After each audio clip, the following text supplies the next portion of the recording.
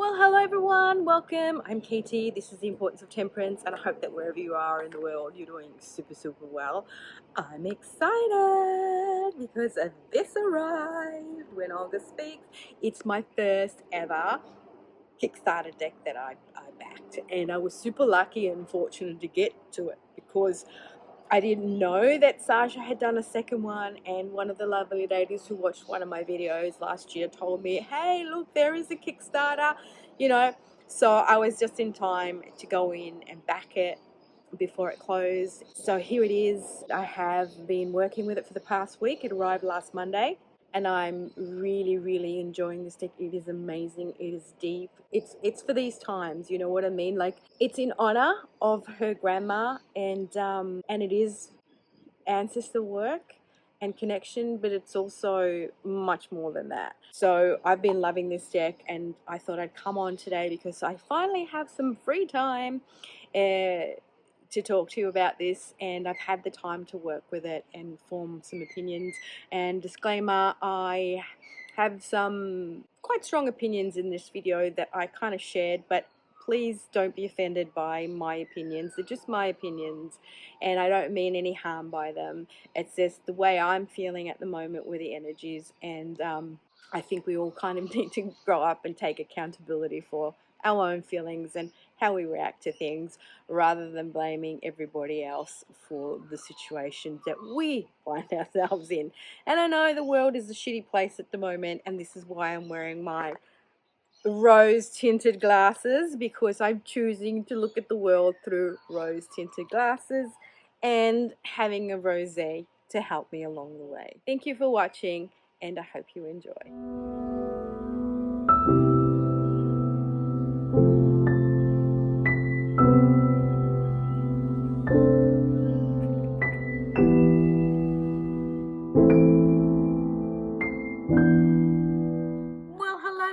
Welcome. I'm Katie. This is The Importance of Temperance, and I hope that wherever you are in the world, you're doing super well. I haven't been on in a minute. I know I just haven't had the energy to do anything, to film any content for this channel and my other channel.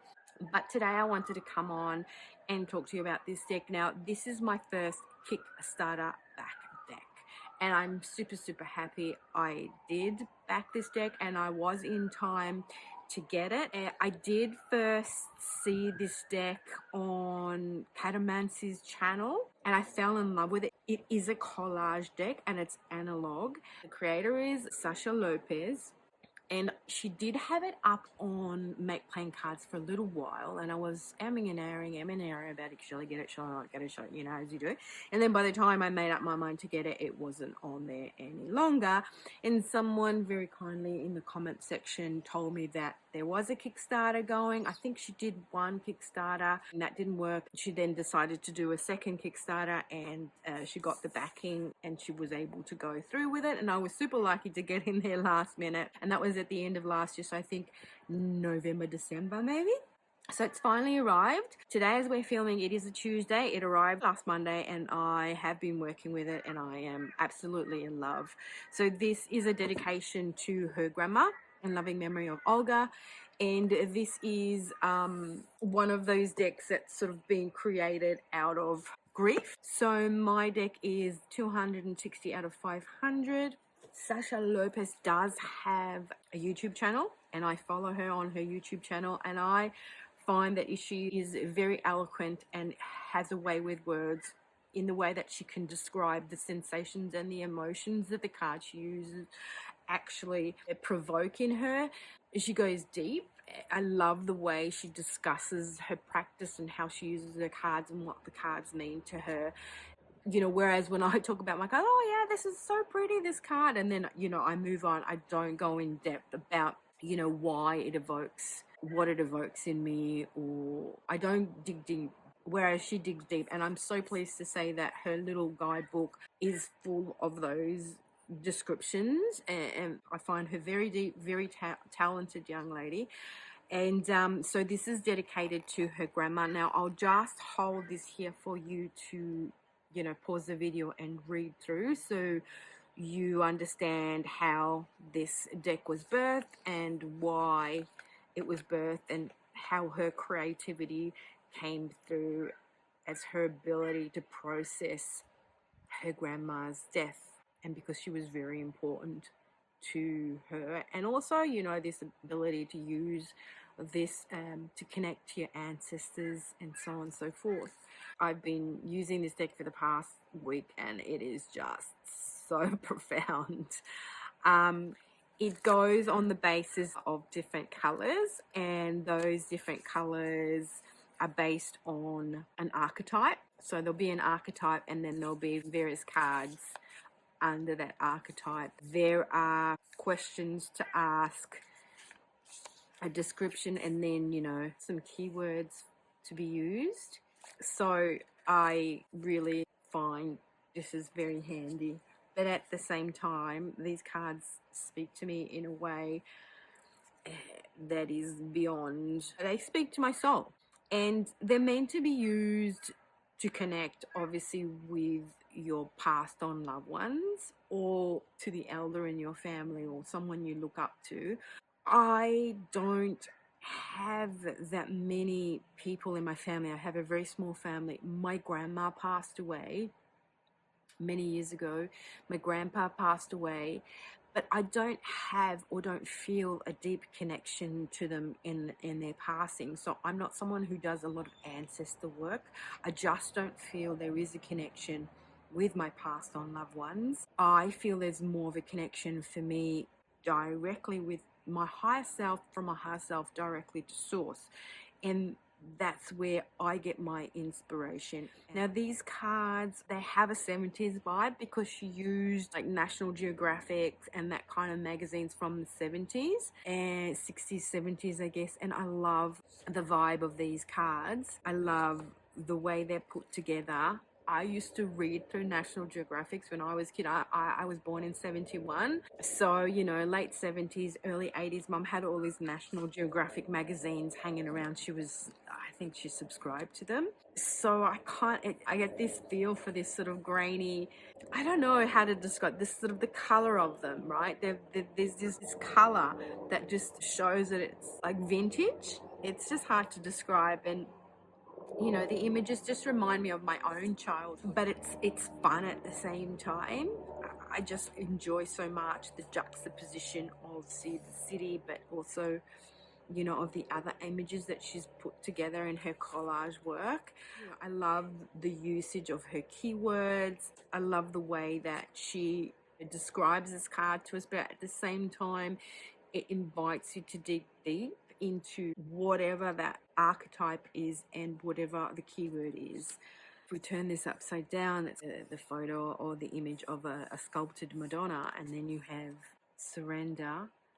Yes, so I've been working with these and I have been getting some really, really deep reads with these cards. So this is the card that I saw that made me fall in love with this deck. I just love the juxtaposition of these skyscrapers, right? The mad, like in the traffic, and you can just imagine lights flashing, beep, beep, and then there's just this insert of these flowers. Take pause, you know, just take a minute, just relax. So I saw this and I kind of fell in love with this deck because of that image there. I got this the other day. Wow, so poignant. Regret. So let me read you out of the little guidebook what regret is. So the archetype of that color, the teacher. So the teacher is the archetype. There's sort of those questions, and then the blurb here for regret is contrast, hardship, usefulness, insight into values. Does the fear of having regrets dictate your behavior? Is there anything you regret that might be weighing you down? What if you looked at regret as a tool for understanding what you value in life? How can regret be useful to you? Because, you know, often we try to repackage and reframe regret, but I believe it serves an important tool for fine-tuning the experiences we wish to have more of in life. It helps us understand the emotions and behaviors that most align with the outcomes we desire.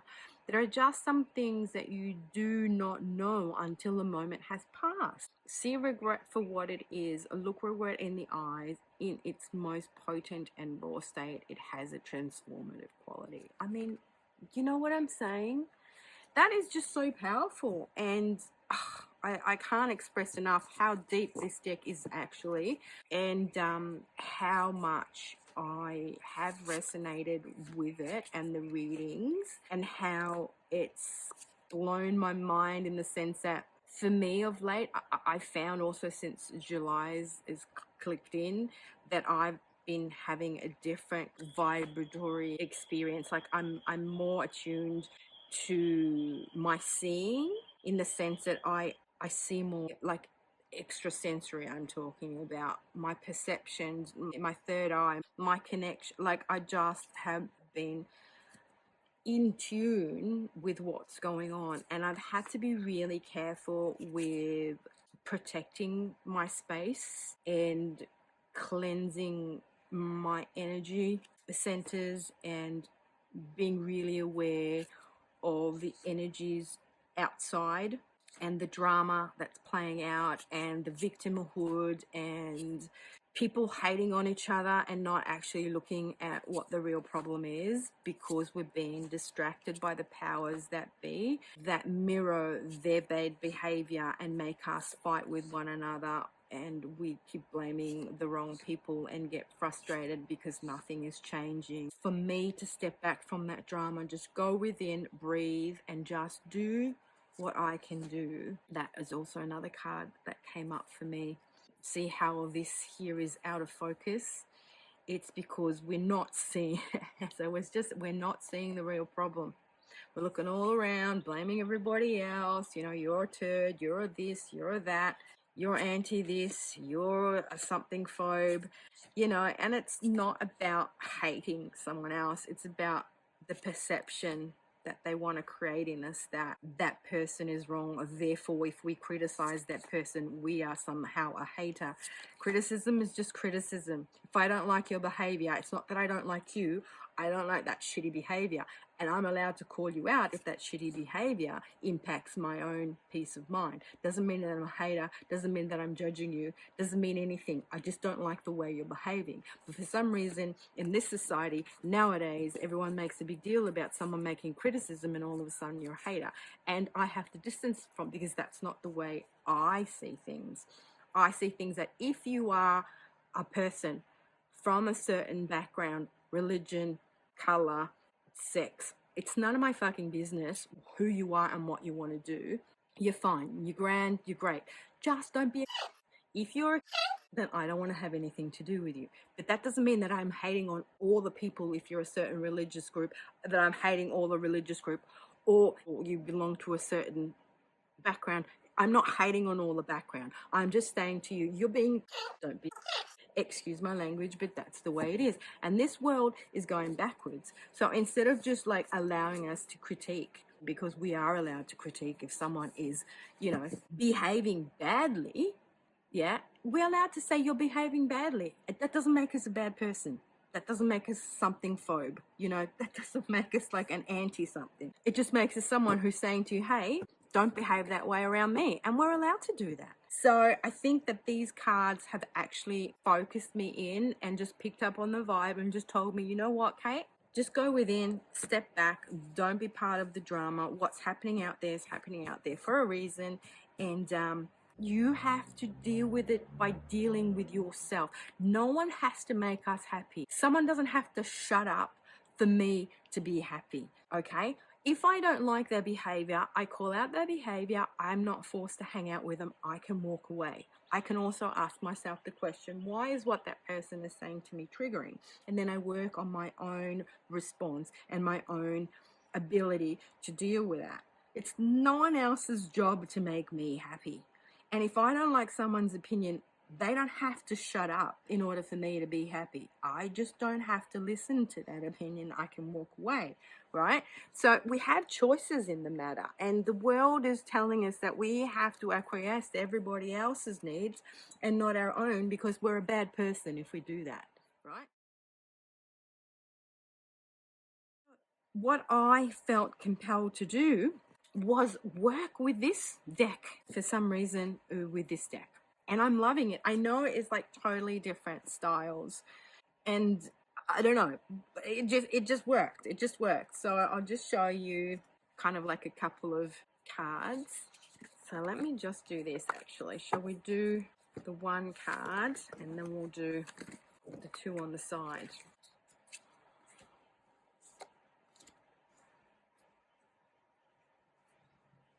Synergy, King of Pentacles and the Hangman, yes.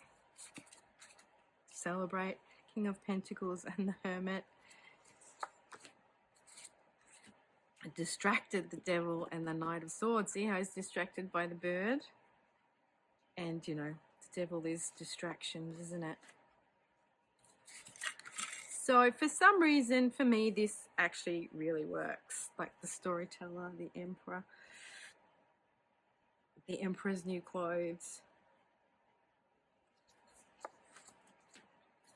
So I'm kind of loving this combo, even though they actually have nothing to do with each other in the style or form or whatever. But I guess the black calls the black. So I've been working with this deck, and I've been working also with the Sacred Dakini Oracle.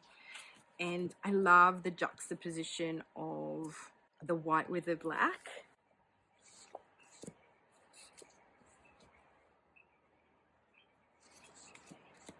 For me, it works because the images speak to each other, because they do come from the 60s, 70s. It is another collage deck. And I feel that the colors and the kind of blurry, unfocused images do work with one another, right? And just the other day, I went through the book for the Dakini Oracle, and I just realized that, you know, you've got like the major arcana up to number 21, and then from 22 all the way to 61, I think it's the four suits of the minor arcana. So each card correlates, like for instance the cosmic carrot, that is the, so 22 is the ace of swords. So I guess that is the, I think that's the 10 of swords. So I think they are awesome. See, look, transformation, creation, and the phoenix. The 52, the rose garden, that's the ace of pentacles. I love this card. So yeah, fun times. Negotiation, horseplay. So those two work super well together, I reckon. So these kind of three decks is what I've been working with for July. Let's just try a couple of other decks. So I wanted to try it with my Crowley deck just to see how that works, because these are all collage decks, and they do work together. I do like those, actually. I hadn't tried this before today. I actually do like it because there is that color that connects them, and these were black and white, and then the creator did give them that color wash. Oh my goodness, what's the word? You know how back in the days they used to color their black and white photos before, you know, color photography was a thing. And so it kind of tends to have that same graininess, washiness sort of tone of color, which for me, oh my God, look at this guy. It looks exactly like this guy. And makes them sort of speak to each other. And also the border, I love that, the fact that this has got the white border and then the black border. That works for me. 6 of Swords for rebirth, 4 of Wands, 6 of Swords. Yeah, I think these work too, don't they? Love that. So these are the Tarot of Crowley, Aquatint, that's what it was, from the Rain Coast Tarot. So they work. Oh, so pleased. That's fun. And then obviously another deck that I feel that they work together is the Scarab and Dahlia by Joanna Callahan Waldo. This is another one of my collage decks. I think that these definitely work together too. They're the same size, and you know, they've got big white borders as opposed to these having the black borders, and I think they work too. I think they work really well together, these. Three of Cups, Ease, King of Coins, you know, the Midas touch, the Moon, Guidance, and the Wheel of Fortune. What do you guys think? The Medicine, Ace of Swords, the Hangman. Oh yeah, baby. Yes, yep, that works for me. That is a total yes from me. Resilience, the High Priestess, and the Hierophant. Cool. And the last deck that I tried with it is the Voyager Tarot. Now, again, the Voyager Tarot is from the 60s and 70s. So I was just wanting to see if they work together. I mean, with the Voyager Tarot, there's so much going on, to be honest, that Child of Crystals, it kind of works, but not as well as the others, because I guess there is a lot going on, isn't there? But it's not too bad. It's not too bad. I think one can actually work with these two together.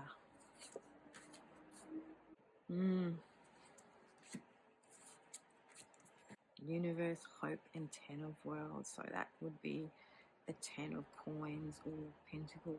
And even that figure there, like hoping and praying, sort of reminds me of this figure here. So there you have it. Very, very happy with this deck. Very, very, very, very, very, very, very pleased that I was able to support Sasha on Kickstarter. I love this deck. It is really deep.